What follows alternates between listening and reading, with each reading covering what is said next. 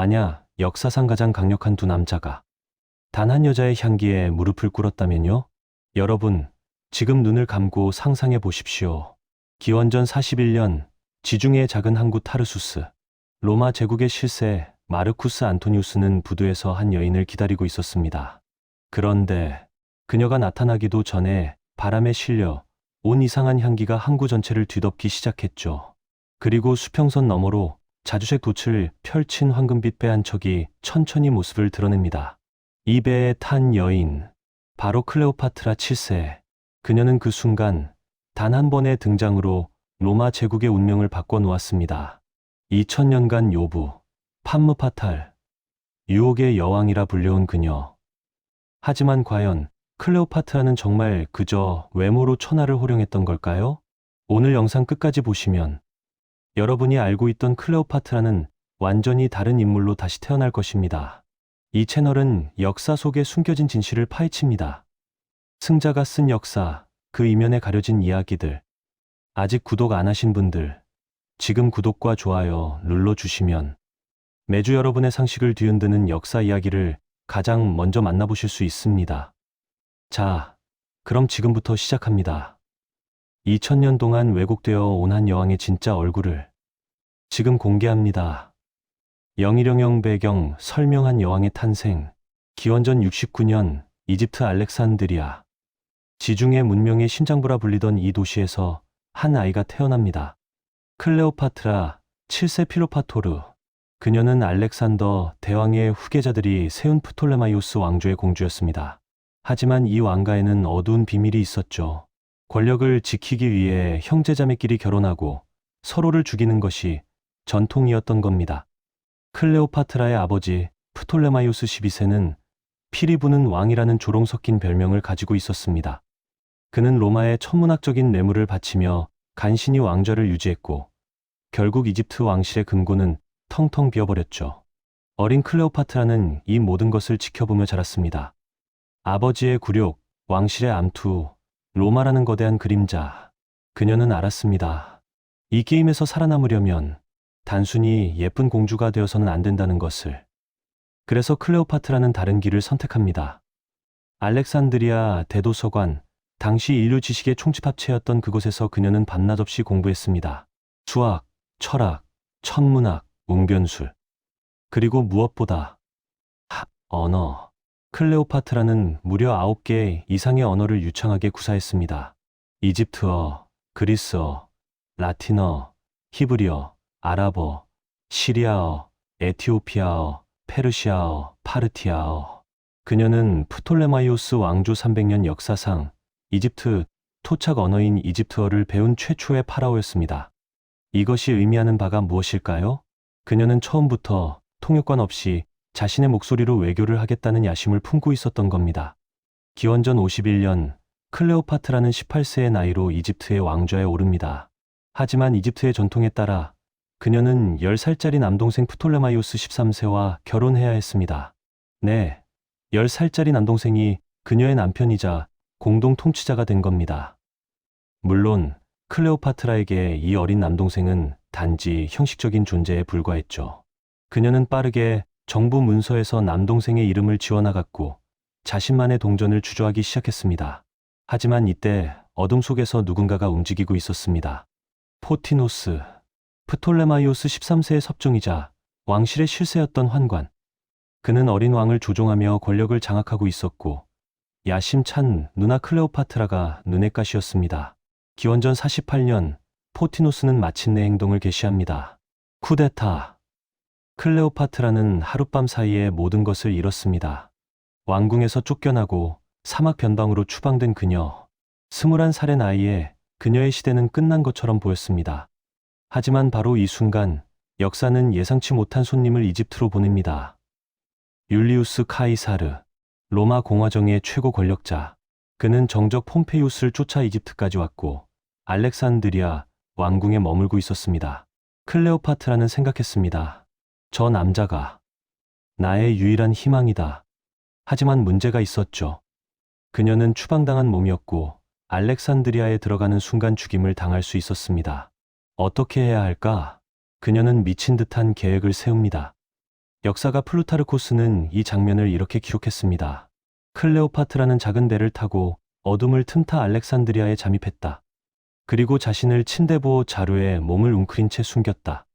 그녀의 하인 아폴로도로스는 이 자루를 어깨에 메고 왕궁 안으로 들어가 카이사르의 방 앞에 내려놓았다. 자루가 풀렸을 때 그 안에서 나온 것은 이집트의 폐위된 여왕, 21살의 클레오파트라, 52살의 카이사르는 말을 잃었습니다. 이것은 단순한 미인계가 아니었습니다. 클레오파트라는 카이사르에게 자신이 어떤 여자인지를 완벽하게 보여준 겁니다. 목숨을 걸고 불가능한 일을 해내는 여자, 두려움을 모르는 여자, 그리고 무엇보다 당신과 동등하게 게임을 할 수 있는 여자. 카이사르는 평생 수많은 여자를 만났습니다. 하지만 이런 여자는 처음이었죠. 그날 밤 두 사람은 함께 밤을 보냈고 카이사르는 클레오파트라의 왕좌 복귀를 약속했습니다. 이 소식을 들은 프톨레마이오스 13세는 격분했습니다. 그는 왕관을 바닥에 내던지며 궁을 뛰쳐나갔고 곧 알렉산드리아 시민들과 함께 반란을 일으켰습니다. 알렉산드리아 전쟁. 카이사르의 군대는 왕궁에 포위되었고 전설적인 알렉산드리아 대도서관의 일부가 이 전쟁의 불길에 소실되었습니다. 하지만 결국 로마 군단의 힘 앞에 반란군은 무너졌습니다. 프톨레마이오스 13세는 나일강에서 익사했고 클레오파트라는 다시 왕좌에 앉았습니다. 이번에는 또 다른 남동생 12살짜리 프톨레마이오스 14세를 남편으로 삼아서 그리고 얼마 후 클레오파트라는 아들을 낳습니다. 프톨레마이오스 카이사르, 별명은 카이사리온, 작은 카이사르. 로마 최고 권력자의 피를 이은 아들. 클레오파트라는 이제 단순한 이집트의 여왕이 아니었습니다. 그녀는 로마 황제의 어머니가 될 수 있는 여자가 된 겁니다. 기원전 44년 3월 15일, 로마의 원로원 회의장, 율리우스 카이사르가 회의를 위해 자리에서 일어났을 때 그를 둘러싼 원로원 의원들이 일제히 칼을 뽑아들었습니다. 23번의 칼질, 로마 공화정 역사상 가장 충격적인 암살. 카이사르는 죽었습니다. 이 소식이 이집트에 전해졌을 때 클레오파트라는 카이사르의 초청으로 로마에 머물고 있었습니다. 그녀는 자신의 금빛 동상이 서 있던 비너스 신전 근처에서 사랑하는 남자의 죽음을 알게 된 겁니다. 그 순간 모든 것이 바뀌었습니다. 클레오파트라는 로마에서 가장 미움받는 여자가 되어버렸습니다. 로마인들에게 그녀는 동방의 요녀, 카이사르를 타락시킨 마녀였으니까요. 그녀는 아들 카이사리온을 데리고 급히 이집트로 돌아갔습니다. 그리고 얼마 후 남편이자 남동생인 프톨레마이오스 14세가 의문의 죽음을 맞이합니다. 역사가들은 클레오파트라가 독살했을 것으로 추정하죠. 이제 4살짜리 카이사리온이 클레오파트라의 새로운 공동 통치자가 되었습니다. 하지만 더 큰 문제가 있었습니다. 로마는 내전에 휩싸였고 두 세력이 패권을 다투고 있었습니다. 한쪽은 카이사르의 후계자를 자처하는 옥타비아누스, 다른 한쪽은 카이사르의 오른팔이었던 마르쿠스 안토니우스. 클레오파트라는 다시 한번 선택의 기로에 섰습니다. 누구의 편에 설 것인가? 그리고 그녀는 역사상 가장 유명한 유혹작전을 감행합니다. 기원전 41년 타르수스, 안토니우스는 클레오파트라를 소환했습니다. 카이사르 암살 세력에 자금을 지원했다는 의혹 때문이었죠. 보통의 여왕이라면 조용히 찾아가 변명했을 겁니다. 하지만 클레오파트라는 그렇게 하지 않았습니다. 그녀는 몇 달을 기다리게 한 후 마침내 모습을 드러냈습니다. 플루타르코스의 기록을 들어보십시오. 그녀는 황금빛 선미와 자주색 돛을 펼친 배를 타고 키드누스 강을 거슬러 올라왔다. 은빛 노가 피리와 하프의 선율에 맞춰 물을 저었다. 그녀 자신은 그림 속 비너스처럼 황금 천막 아래 누워 있었고 큐피드 분장을 한 아름다운 소년들이 양옆에서 부채질을 했다. 배가 다가오기도 전에 항구 전체에 기이한 향기가 퍼졌습니다. 모략, 유향, 카다멈 계피. 클레오파트라가 배의 돛을 향수에 적셨다는 전설은 바로 이 순간을 두고 하는 말입니다. 타르수스의 시민들은 모두 거리로 뛰쳐나왔고 안토니우스를 만나러 온 사람들마저 그녀의 배를 구경하러 몰려갔습니다. 광장에 홀로 남겨진 안토니우스. 그는 어쩔 수 없이 그녀의 배로 직접 찾아가야 했습니다. 클레오파트라는 그날 밤 안토니우스를 위한 연회를 열었습니다. 수천 개의 등불이 기하학적 무늬를 이루며 빛났고 바닥에는 장미꽃이 피 무릎 높이까지 깔려 있었다고 합니다. 이것은 단순한 미인계가 아니었습니다. 클레오파트라는 안토니우스에게 보여준 겁니다. 나는 당신에게 구걸하러 온 게 아니다. 나는 당신과 동맹을 맺으러 온 것이다. 그리고 이 동맹이 당신에게 얼마나 값진 것인지 지금 당신의 눈으로 확인하라. 이집트의 부후, 지중해 무역의 중심지, 로마가 탐내하지 않는 곡창지대. 안토니우스는 그날 밤 클레오파트라의 동맹을 받아들였습니다. 아니, 정확히 말하면 그녀에게 빠져버렸습니다. 여기서 우리는 중요한 진실과 마주하게 됩니다. 2000년 동안 클레오파트라는 미모로 남자들을 유혹한 판무파탈로 묘사되어 왔습니다. 하지만 과연 그랬을까요? 당대의 기록을 보면 흥미로운 사실이 드러납니다. 플루타르코스는 이렇게 썼습니다. 그녀의 아름다움 자체는 그것만으로는 비길 데 없는 것이 아니었으며 보는 사람을 압도할 정도는 아니었다. 하지만 그녀와 대화를 나누면 거부할 수 없는 매력이 있었다. 그녀의 목소리만 들어도 즐거웠고 그녀의 혀는 마치 여러 혀를 가진 악기 같았다. 클레오파트라의 진짜 무기는 얼굴이 아니었습니다. 그것은 대화였습니다. 9개 언어를 구사하며 철학과 수학에 능통하고 위트와 유머를 겸비한 여인. 그녀는 카이사르와 정치를, 안토니우스와 전쟁을 논할 수 있는 유일한 여자였습니다. 아랍 중세 문헌에서 클레오파트라는 현자, 철학자, 학자들을 높이고 그들과 교류한 군주로 묘사됩니다. 그녀는 과학서적을 저술했다고도 전해지죠. 생각해 보십시오. 카이사르는 당대의 최고의 지성이었습니다. 갈리아 전쟁기를 직접 저술한 작가이자 로마력을 개혁한 천문학자. 그런 그가 단순히 예쁜 얼굴에 반했을까요? 안토니우스는 헤라클레스의 후손을 자처하던 호방한 무장이었습니다.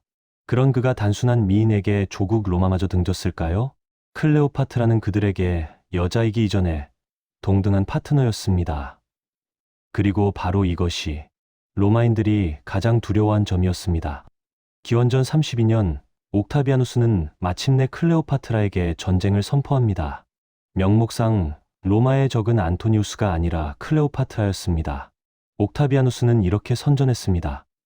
동방의 마녀가 로마의 영웅을 홀렸다. 안토니우스는 이집트 여왕의 노예가 되어 로마를 배반했다. 기원전 31년 9월 2일 그리스 서해안 악티움. 역사상 가장 중요한 해전 중 하나가 벌어집니다. 안토니우스와 클레오파트라 연합군 리스 옥타비아누스의 로마 함대. 전투는 재앙이었습니다. 클레오파트라의 함대가 갑자기 전선을 이탈해 이집트로 향했고 안토니우스는 사랑하는 여인을 쫓아 전장을 벌였습니다. 이 장면은 2000년 동안 비겁한 여왕이 도망쳤다고 비난받아 왔습니다. 하지만 일부 역사가들은 다른 해석을 제시합니다. 이것은 도주가 아니라 미리 계획된 돌파 작전이었을 수 있다는 거죠. 전세가 불리해지면 이집트 본토로 철수의 장기전을 펼친다는 전략. 진실이 무엇이든 결과는 명확했습니다. 악티움에서의 패배는 곧 모든 것의 끝이었습니다. 기원전 30년 8월 옥타비아누스의 군대가 알렉산드리아를 포위했습니다. 안토니우스는 클레오파트라가 자살했다는 거짓 소식을 듣고 자신의 칼로 스스로를 찔렀습니다. 그는 클레오파트라의 품에서 마지막 숨을 거두었습니다. 이제 남은 것은 클레오파트라 혼자. 옥타비아누스는 그녀를 사로잡아 로마로 끌고 가 개선식에서 전시하려 했습니다. 사슬에 묶인 채 로마 시민들 앞을 행진하는 굴욕. 클레오파트라는 이것만은 절대 받아들일 수 없었습니다. 기원전 30년 8월 12일 39살의 클레오파트라는 스스로 목숨을 끊습니다. 전설에 따르면 그녀는 독사 아스피스에게 자신을 물게 했다고 합니다. 이집트의 수호신 코브라, 파라오의 상징인 우라에우스, 클레오파트라는 죽음의 순간에도 자신이 파라오임을 증명하려 했습니다. 그녀의 아들 카이사리오는 어떻게 되었을까요?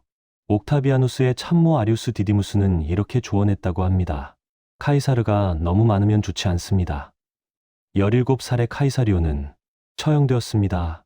프톨레마이오스 왕조 300년의 역사, 파라오 3000년의 역사, 그 모든 것이 클레오파트라와 함께 끝났습니다. 이집트는 로마의 속주가 되었고 다시는 독립왕국으로 돌아오지 못했습니다. 여러분, 여기서 질문을 던져봅니다. 만약 클레오파트라가 그저 예쁜 여자였다면 옥타비아누스는 왜 그토록 그녀를 두려워했을까요? 왜 그녀만을 공격 대상으로 삼아 전쟁을 선포했을까요? 왜 그녀의 아들까지 반드시 죽여야 했을까요? 그것은 클레오파트라가 로마 남성들이 가장 두려워하는 존재였기 때문입니다. 그들과 동등하게, 아니 그들보다 더 영리하게 게임을 할 수 있는 여자. 로마의 역사가들이 그녀를 요부와 마녀로 폄하한 것은 바로 이 두려움의 반증이었습니다. 클레오파트라는 패배했습니다. 그녀의 꿈, 이집트와 로마를 잇는 지중해 제국의 꿈은 물거품이 되었습니다. 하지만 이상하게도 2000년이 지난 지금까지 우리가 기억하는 것은 승자, 옥타비아누스가 아니라 패배한 여왕 클레오파트라입니다. 그녀는 단순히 미인이 아니었습니다. 9개 언어를 구사한 외교관, 수학과 철학에 능통한 학자, 이집트 경제를 일으킨 행정가, 그리고 무엇보다 로마라는 거대한 폭풍 앞에서 조국을 지키려 모든 것을 걸었던 통치자. 그녀가 사용한 매력은 단순한 새끼가 아니었습니다. 그것은 지성과 담력, 카리스마가 어우러진 전략적 매력이었습니다. 향수로 공간을 연출하고 자주색 도추로 스펙터클을 만들고 완벽한 대화로 상대의 마음을 사로잡는, 어쩌면 그녀는 인류 최초의 브랜딩 전문가였을지도 모릅니다. 이 이야기는 단순한 과거가 아닙니다. 오늘날에도 우리는 강한 여성을 폄하할 때 비슷한 수법을 사용하지 않습니까? 능력 있는 여성에게 외모로 올라갔다 하고 남자를 꼬셨다 하고 말하는 것. 2000년 전 로마인들이 클레오파트라에게 했던 것과 정확히 같습니다. 여러분은 어떻게 생각하시나요? 클레오파트라는 역사가 그린 대로 요부였을까요? 아니면 남성 중심 역사가 지워버린 위대한 군주였을까요? 여러분의 생각을 댓글로 남겨주세요. 다음 영상에서는 또 다른 역사 속 악녀로 불린 여인의 진짜 얼굴을 파헤쳐 보겠습니다. 구독과 알림 설정 잊지 마시고요. 지금까지 시청해 주셔서 감사합니다.